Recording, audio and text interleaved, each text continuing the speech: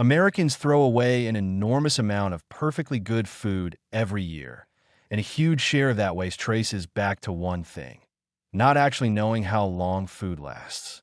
Not guessing wrong. Believing things that are confidently, specifically wrong, passed down as kitchen common sense for decades. Today, we're going through 10 of the most common food shelf life beliefs and checking them against what's actually true. Some of these are going to save you money by extending things you've been tossing too early. One of them is a genuine safety issue people get backwards in exactly the way that actually matters. We're counting down from 10 to number 1, and number 1 isn't really about a single food. It's a piece of confusion sitting on almost every label in your kitchen right now, and it's arguably the single biggest driver of food waste there is. Quick note before we start. Food safety guidance varies a little by country and even by state, so treat the general principles here as the takeaway, not a substitute for the specific guidance where you live. Let's get into it. This one gets repeated constantly, and it leads people to either waste half a can or force eat food they didn't actually want that meal. The myth is that an open can become unsafe almost immediately, as if opening it flips some kind of switch. The actual fact: once opened, most canned foods are safe for 3 to 4 days in the refrigerator, exactly the same as any other cooked leftover. The can itself was never the thing keeping it safe. Refrigeration is. What matters is getting it out of the can and into a sealed container, since the can's cut edge can start to affect flavor and, in acidic foods, transfer a metallic taste over time. The one real exception worth knowing: high-acid canned foods like tomatoes or fruit and syrup are better moved to a non-metal container specifically, both for taste and because acid can react with the exposed cut edge of the can faster than with other foods. The habit that makes this genuinely useful: date the container the moment you transfer it, the same way we've recommended for cooked leftovers generally. A 3 to 4 day guess is much easier to keep track of with a written date than from memory. The unopened side of this myth deserves its own quick note, since it's the flip side people also get wrong. An unopened, undamaged can is good for years past any printed date, often years past what the label suggests, precisely because the sealed can is still doing the same protective job it did the day it was packed. This one is backwards, and it's backwards for a specific, provable reason.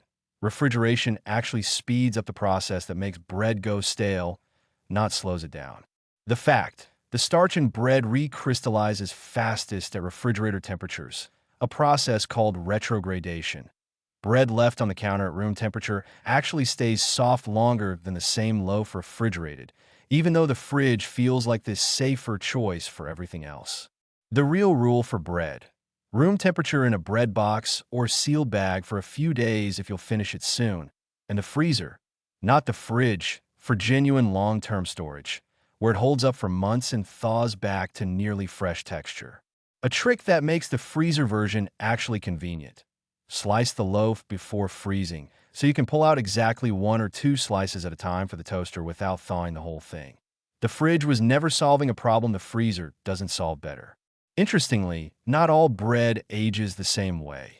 Dense, low-moisture loaves like sourdough naturally resist staling longer than soft sandwich bread because there's simply less of the water content driving that starch recrystallization process in the first place. One more reason crusty artisan-style loaves feel like they last longer on the counter. This one is half true in a way that causes real confusion. Food held at a constant 0 degrees Fahrenheit genuinely does stay microbiologically safe indefinitely. Freezing stops the bacterial growth that makes food unsafe. But safe and good are two different questions. The fact on the good side: quality degrades over time even in a freezer through freezer burn and slow moisture loss, especially in a home freezer that isn't a rock-solid 0 degrees and gets opened regularly, letting in small temperature swings every time. Rough practical windows worth knowing for quality rather than safety: ground meat around 3 to 4 months, whole cuts 6 months to a year, and most vegetables around 8 months to a year, all assuming a decent airtight seal. Past that, it's still safe, it just won't taste like it did on day one. The single biggest lever for extending that quality window: how well it's sealed. A proper vacuum seal or well-wrapped Mylar-style freezer bag with the air pressed out can roughly double how long food stays genuinely good, compared to a loosely closed regular bag letting air cycle in and out every time the freezer door opens. Worth checking directly rather than assuming. A lot of home freezers actually run several degrees warmer than true zero, especially older units or ones packed too full for air to circulate. A cheap appliance thermometer left inside for a day tells you the real number, and if it's running warm, every quality window on this list shrinks accordingly. This is one of the most consequential myths on the entire list because it's the direct cause of a huge share of edible food getting thrown out. Most people treat any printed date as a safety cutoff, and for the vast majority of foods, that's simply not what the date means.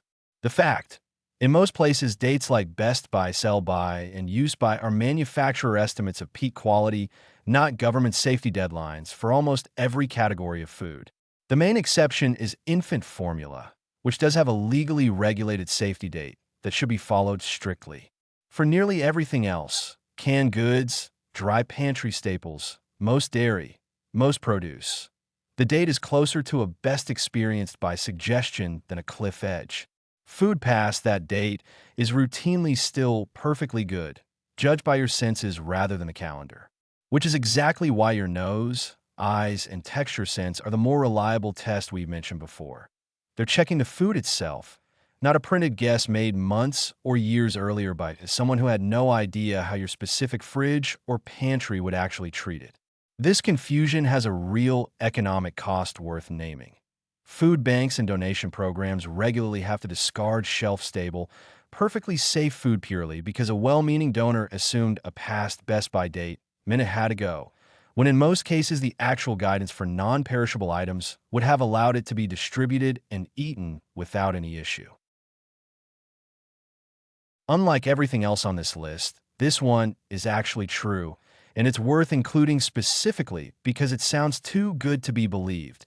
Genuine archaeological digs have found edible honey thousands of years old, and the chemistry behind it holds up. The fact, honey's low moisture content and high acidity make it a genuinely hostile environment for the bacteria and mold that spoil almost everything else, and sealed properly, it doesn't spoil in any meaningful time frame. This is one of the rare cases where the old kitchen wisdom is exactly right. The one thing that does happen to honey isn't spoilage, it's crystallization, a natural process where it turns cloudy and grainy over time, especially in a cool pantry. It's still completely fine to eat, and it's easily reversed by gently warming the jar in warm water until it turns liquid again. The only real risk to honey's shelf life is moisture getting in.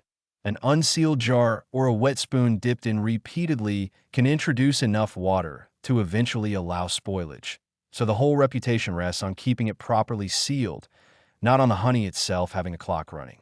Raw and heavily processed honey behave slightly differently worth knowing.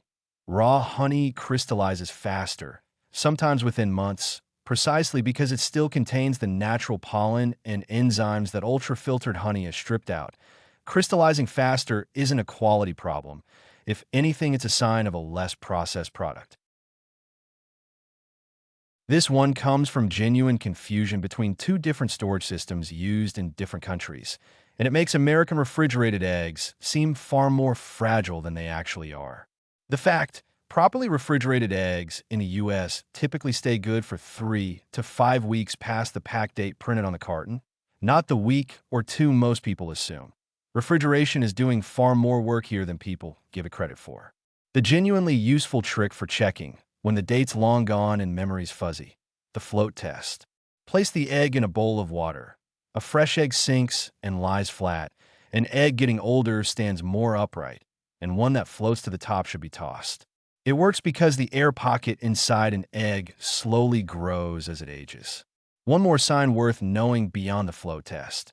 Crack it into a bowl before using.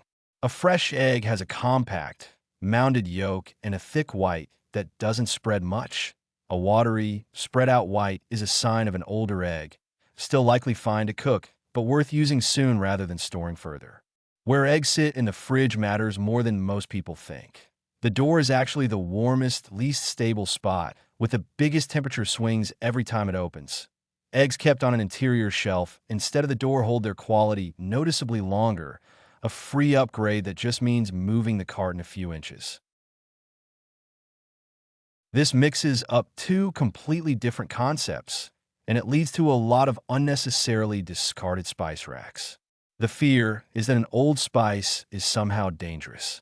It isn't. Dried spices are one of the most stable, low-risk categories in the entire kitchen.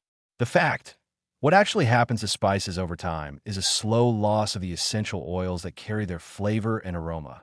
They don't spoil, they fade, and a spice past its best-by date is simply weaker and blander than it used to be, not unsafe in any way. The practical test is simple. Rub a small amount between your fingers or take a quick sniff. If it smells vibrant and distinct, it's still doing its job.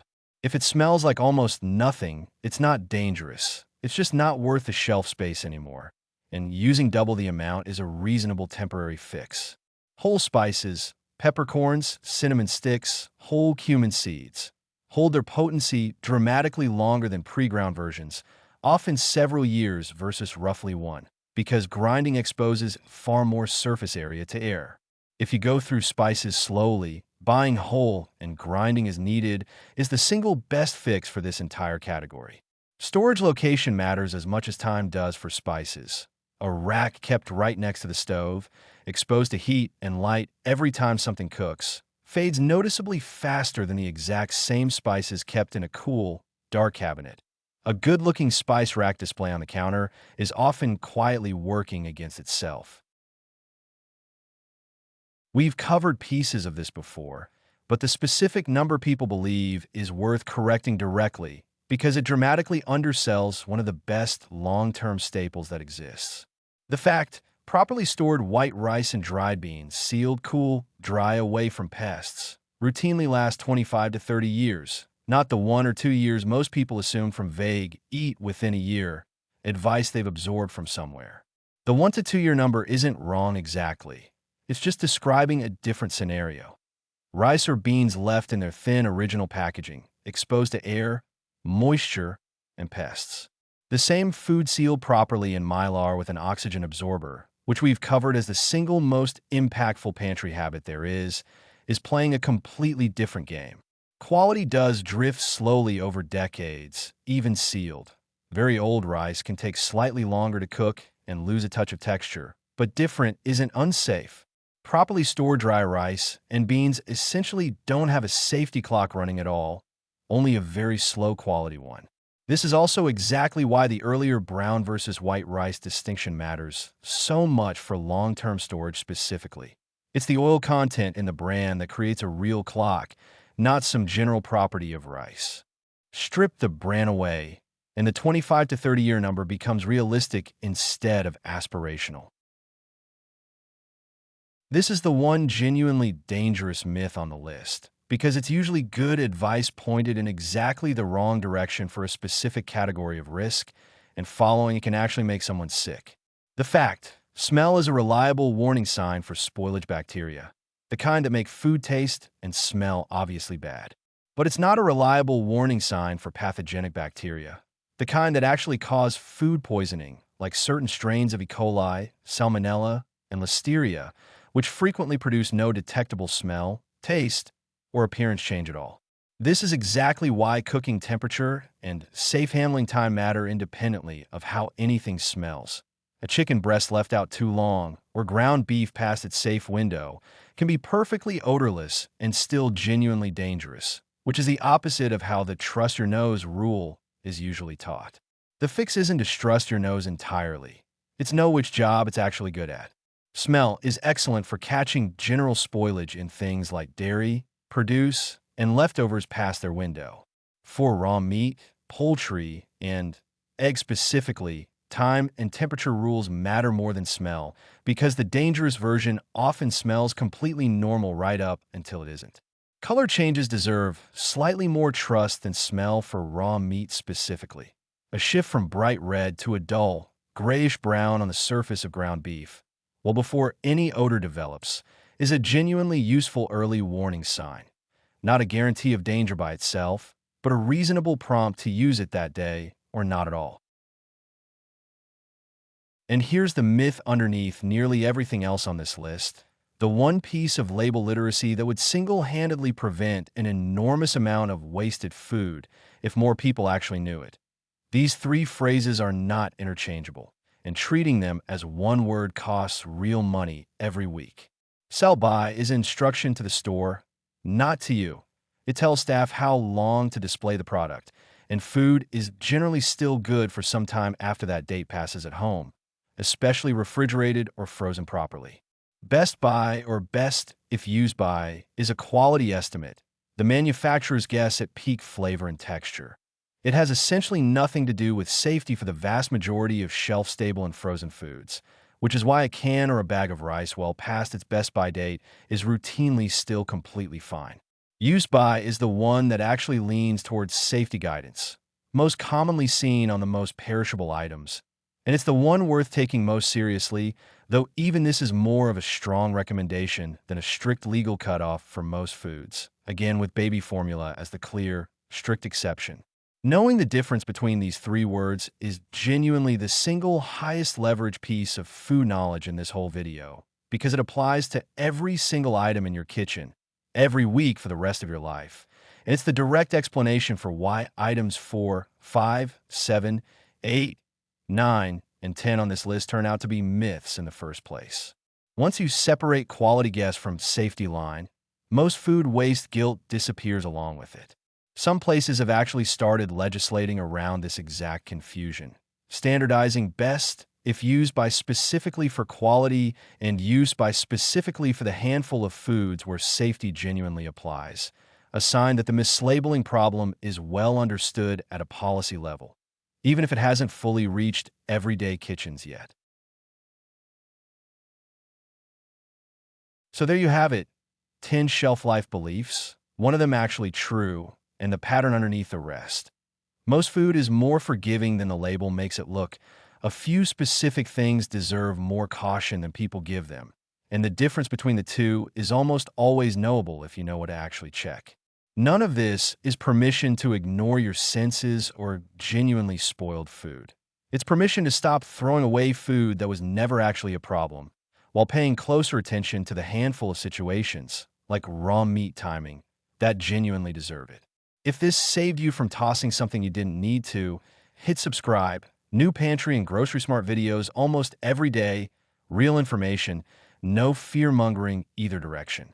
And tell me in the comments, which of these 10 did you already believe, and which one surprised you the most? Stay smart, stay stocked, and I'll see you in the next one.